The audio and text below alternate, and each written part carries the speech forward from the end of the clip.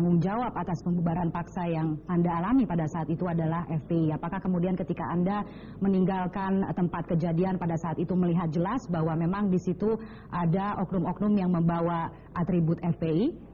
Oh, memang ada juga, dan kita juga punya rekamannya karena kebetulan dari teman-teman kita, suami saya juga ikut waktu itu, ikut men-shoot ya pakai indik itu ada memang, tapi untuk yang unsur yang lain itu ya setahu saya cuma pakai kotak putih itu kan, tapi yang forum umat Islam lah, yang apa namanya yang lain-lain tidak terlalu terlihat gitu.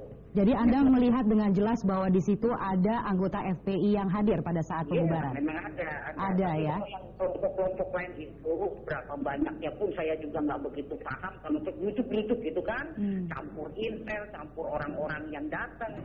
Ya saya kan terus buru-buru disuruh keluar ya. Saya bilang kalau saya dijegat begini saya nggak kuat. Berikan saya jalan, saya keluar terus sama Pak Nur Suhud saya dibawa ke dalam mobil, dibawa ke DPC. Ibu Rike ada di jalan sebelah kanan, saya di jalan sebelah kiri. Nah, terus Ibu Rike yang terus diparanin lah gitu, dikeroyok. Saya mendengar, kamu orang Jakarta ngapain lagi ke sini, pulang gitu. Nah, saya udah masuk ke dalam mobil waktu itu gitu. Lalu kemudian Anda baru saja melapor ke Mabes Polri. Yang Anda laporkan adalah FPI. Bagaimana tanggapan dari polisi saat Anda melaporkan? Oh, sebetulnya bukan hanya FPI-nya, tapi lebih menitik beratkan pembiaran Kapolres terhadap kejadian itu. Karena kalau Polres tidak tahu itu bohong. Karena dari awal itu intelnya saja banyak, ya wartawannya juga banyak.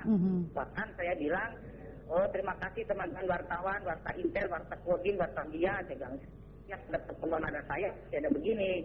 Saya bilang nggak usah catat tentang saya udah jelas, udah tahu, saya pernah bikin buku. Mendingan dengar aja tentang bicara kesehatan rakyat. Oke, baik. Kalau boleh saya beralih dulu sekarang ke Pak Munarman begitu ya, Jubir FPI yang saat ini sudah bergabung bersama kami di Today's Dialogue. Nah, Pak Munarman tadi sudah mendengarkan kesaksian langsung dari Ibu Ripka yang mengatakan bahwa ada anggota FPI yang saat itu hadir.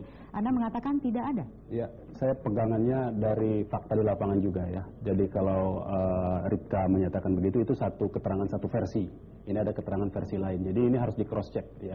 Dan itu menurut saya biarkan aparat hukum yang bekerja untuk itu, meng-cross check kebenaran tentang siapa yang hadir pada waktu pembubaran acara di Banyuwangi. Kalau kemudian Ibu Ripka mengatakan ada rekamannya dan lain sebagainya, ya ditunjukkan, ditayangkan, kemudian dilaporkan kepada polisi saja. Saya kira begitu itu lebih clear ya. Kita tidak beropini, saya kira kita berdasarkan fakta saja.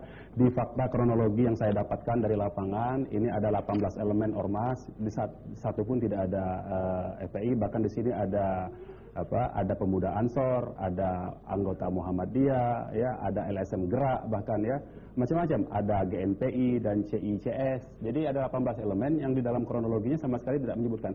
Perlu diketahui bahwa FPI Banyuwangi itu sejak 2 bulan yang lalu sudah dibekukan.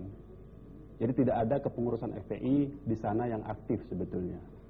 Ya, itu fakta. Jadi 2 bulan yang lalu sudah tidak ada FPI yang berdiri di situ karena dibekukan, karena beberapa masalah lah begitu. Baik, ya. tapi terlepas dari adanya FPI atau tidak di situ, Anda sendiri setuju tidak dengan yang dilakukan oleh ormas-ormas yang bersangkutan pada saat peristiwa di Banyuwangi? Saya kira aspirasi dari ormas ini kan adalah ketidaksetujuannya terhadap paham komunisme, ya.